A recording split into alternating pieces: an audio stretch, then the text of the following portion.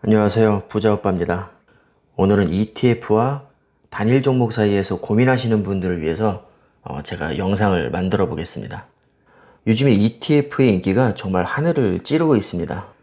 그 중에서도 요즘에 또 나스닥이 잘 나가고 있기 때문에 오늘은 제가 QQQ에 대해서 얘기를 해보겠습니다. QQQ라는 것은 ETF의 일종인데요. 나스닥에서 가장 잘 나가는 100개의 기업을 모아놓은 일종의 세트 메뉴라고 생각을 하시면 됩니다. 나스닥에서 시총이 높은 100개의 기업을 모아놨기 때문에 QQQ의 움직임은 당연히 나스닥과 거의 비슷하게 움직입니다. 그러니까 내가 특정 기업을 분석할 시간이 부족하거나 나스닥 평균치에 근접하게 수익률을 내고 싶으신 분들은 ETF를 고르시는 게 좋은 선택이 될 수 있습니다. 반면에 단일 종목은 아마존, 알파벳 A, 엔비디아, 테슬라 이런 식으로 하나의 기업을 내가 콕 집어서 투자하고 싶을 때 그런 경우에는 단일 종목을 선택하는 게 좋겠죠. 그러니까 단일 종목은 집중 투자, ETF는 분산 투자라고 생각하시면 됩니다. 예를 들어서 나스닥이 명문고등학교라고 생각을 해보겠습니다. 그럼 그 명문고등학교에서 전교 1등부터 100등까지 평균을 낸 게 QQQ라고 생각하시면 됩니다. 반면에 단일 종목은 학생 한 명이 되겠죠. 기본적으로 명문고등학교에 오려면 공부를 잘해야 되기 때문에 전체적인 평균도 당연히 높을 겁니다. 자, 하지만 그 중에서도 특히 전교 1, 2등은 더 특출나게 공부를 잘할 겁니다. 그러니까 조금 더 공격적인 투자 성향이 강한 분들은 명문고등학교 내에서도 전교 1, 2등을 찾고 싶어 할 겁니다. 자, 그런 성향의 분들은 개별 종목으로 하시는 게 유리할 것 같고요. 전교 1, 2등 찾을 자신이 없다. 전교 1, 2등 할 거라고 찍은 사람이 전교 꼴찌를 할 수도 있는 거잖아요. 그리고 기업 분석하려면 너무 어렵고 시간도 오래 걸릴 것 같고 또 내가 기업 분석을 완벽하게 한다고 해도 그 기업이 잘 나간다는 보장이 없기 때문에 나는 신경 쓰기 싫다. 그냥 전체 평균대로 큰 욕심 부리지 않고 꾸준하게 수익을 내고 싶다. 그런 분들은 ETF를 하시는 게 더 좋을 것 같습니다. 제가 엔비디아와 QQQ ETF의 5년 수익률을 비교를 해봤습니다. NVDA라고 써있는 초록색 그래프가 엔비디아입니다. 그리고 검정색 그래프, 제가 보라색으로 네모칸 쳐놓은 이 그래프가 바로 QQQ ETF입니다. 개별 종목인 엔비디아가 등락폭도 훨씬 크고 수익률도 압도적으로 높습니다. 똑같은 5년을 놓고 봤는데 차이가 이렇게나 많이 납니다.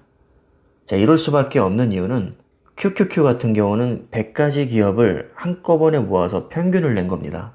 당연히 변동폭이 작을 수밖에 없습니다. 반면에 엔비디아는 단일 종목이기 때문에 완충 장치가 전혀 없습니다. 그냥 혼자 실적으로 바로 적나라하게 주가가 반영이 되는 겁니다. 그래서 등락폭이 기본적으로 클 수밖에 없고 대박이 난다면 수익률은 아주 높을 것이고 쪽박이 난다면 손실도 아주 클 겁니다. 저는 개인적으로 단일 종목의 성격이 더 맞는 것 같습니다. 물론 ETF도 제가 보유를 하고 있지만 그 비중이 아주 낮고요. 단일 종목 위주로 요즘에 계속 매수를 하고 있습니다. 저는 더 큰 리스크를 감수하더라도 미래에 대박 날 것 같은 기업에 집중적으로 투자를 하고 있는 것이죠. 최근 5년 사이에 엔비디아가 정말 주가가 너무 많이 올랐거든요. 그럼 앞으로의 5년은 어떻게 될까요? 이건 아무도 알 수가 없죠. 앞으로의 5년이 지금까지 5년보다 더 큰 폭으로 상승을 할 수도 있고요. 반대로 거품이 꺼져서 곤두박질 칠 수도 있습니다. 초특급 호재가 나온다면 지금보다도 훨씬 더 큰 폭으로 상승을 할 것이고 치명적인 악재가 온다면 복구 불가능할 정도로 나락의 길로 떨어질 수도 있습니다. 기본적으로 한 종목에 투자하는 것은 리스크가 아주 크다고 할 수 있죠. 대신에 대박이 났을 경우에는 정말 말 그대로 대박이 날 수 있습니다. 그래서 나는 다른 거 다 필요 없고 무조건 이 기업 확신 있어. 100%이 기업은 대박 날 것 같아. 그런 분들은 단일 종목에 집중 투자하는 게 더 효율적일 겁니다. QQQ ETF에도 물론 엔비디아가 있습니다. 하지만 엔비디아의 비중이 2.21%밖에 되지 않습니다. 그러니까 엔비디아가 아무리 대박이 나도 비율 자체가 2.21%밖에 되지 않기 때문에 QQQ의 수익률이 엔비디아만큼 높을 수가 없는 것이죠. 왜냐하면 엔비디아는 QQQ에 속해 있는 100개의 기업 중에서 특출나게 폭등한 사례에 해당이 되기 때문에 전체 평균으로 놓고 봤을 때는 그렇게까지 큰 영향력을 발휘하지 못하고 결국에 평균에 수렴하게 됩니다. 만약에 엔비디아의 비중이 뭐 50% 이상이었다면 QQQ의 수익률도 훨씬 높았을 겁니다. 결국에는 100개의 기업 중에 엄청난 상승을 하는 기업도 있을 것이고 거의 횡보하는 기업도 다양하게 있을 겁니다.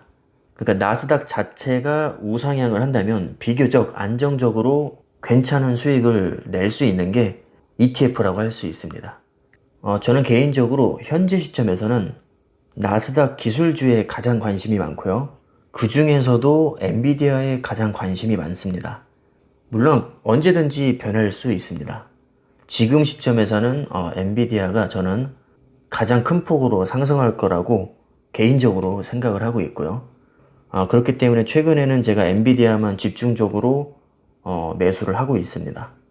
그런데 QQQ를 놓고 보면 기술주는 55.8%를 차지하고 있고 그 중에서도 엔비디아는 전체로 놓고 봤을 때 2%밖에는 되지 않기 때문에 제 성향에는 QQQ는 맞지 않는 것이죠.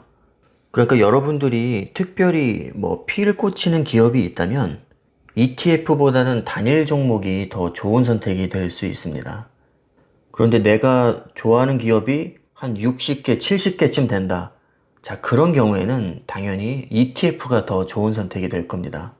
60개, 70개 기업을 단일 종목으로 사려면 그것만 해도 노가다입니다. 아마 지금쯤이면 대충 감이 오셨을 겁니다. 정리를 하면 단일 종목은 대박 아니면 쪽박의 느낌이 강하고요. 물론 뭐 횡보가 나올 수도 있습니다. 그리고 ETF는 여러 가지 종목이 평균을 내기 때문에 대박 쪽박 느낌보다는 꾸준하게 평균에 수렴하는 그런 느낌이 강합니다. 그리고 ETF는 운용 수수료라는 게 있습니다. QQQ는 약 0.2% 정도 합니다. 이 정도면 저는 뭐 굉장히 싸다고 생각을 합니다. 이 100개의 기업을 한번 찍고 계속 가는 게 아니라 리밸런싱을 합니다. 그러니까 시대에 따라서 조금 떨어지는 기업이 있으면 탈락이 될 수도 있고요. 신흥 강자가 나타나면 새로 추가가 될 수도 있습니다. 이렇게 꾸준히 리밸런싱이 되기 때문에 굉장히 효율적으로 펀드를 구성을 할 수 있습니다.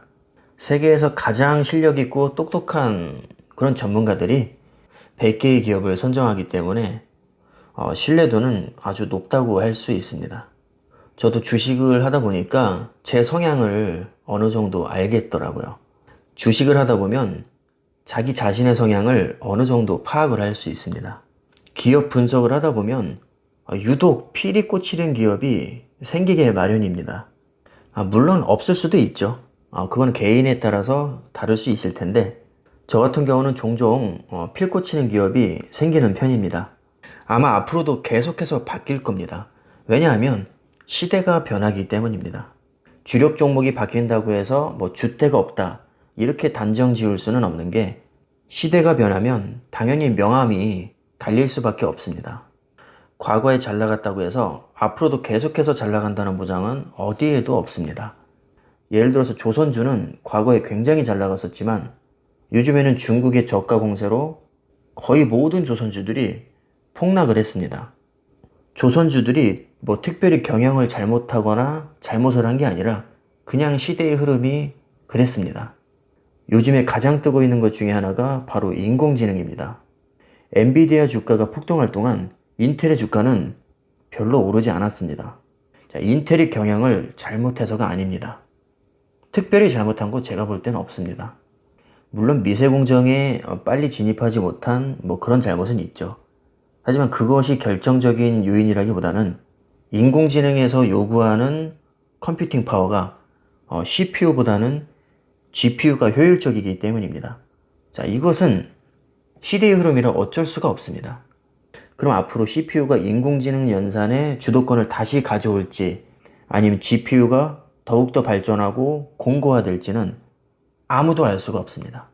QQQ ETF에는 인텔도 있고 엔비디아도 있습니다. 그래서 앞으로 인공지능의 주도권을 뭐 인텔이나 AMD 중에서 누가 가져갈지 모르겠다. 그런 분들은 인텔과 엔비디아를 단일 종목으로 나눠서 사는 것도 하나의 방법이고요. 그것도 불안하신 분들은 그냥 QQQ ETF를 사면 한 방에 해결이 됩니다. 왜냐면 인텔, 엔비디아뿐만 아니라 세계에서 가장 잘 나가는 정말 내로라 하는 기업들이 100개나 포진해 있기 때문입니다. 세계적으로 잘 나가던 기업이 한 방에 훅 가는 경우를 우리는 너무 많이 봐왔습니다. 그렇기 때문에 단일 종목을 선택하는 것은 리스크가 매우 크다고 할 수 있습니다. 그래서 단일 종목과 ETF의 선택은 제가 볼 때는 개인의 성향이 가장 중요한 것 같습니다. 본인의 투자 성향을 잘 파악을 해서 ETF로 갈지 단일 종목으로 갈지, 만약에 단일 종목으로 가게 된다면 어떤 종목을 선택할지는 심사숙고해서 신중하게 결정을 하셔야 될 것 같습니다. 자, 이상으로 단일 종목과 ETF에 대한 제 개인적인 말씀을 드렸는데요. 그동안 고민 중이셨던 분들은 선택하시는데 조금이라도 도움이 되셨길 바라겠습니다. 오늘 영상은 여기까지 하겠습니다. 감사합니다.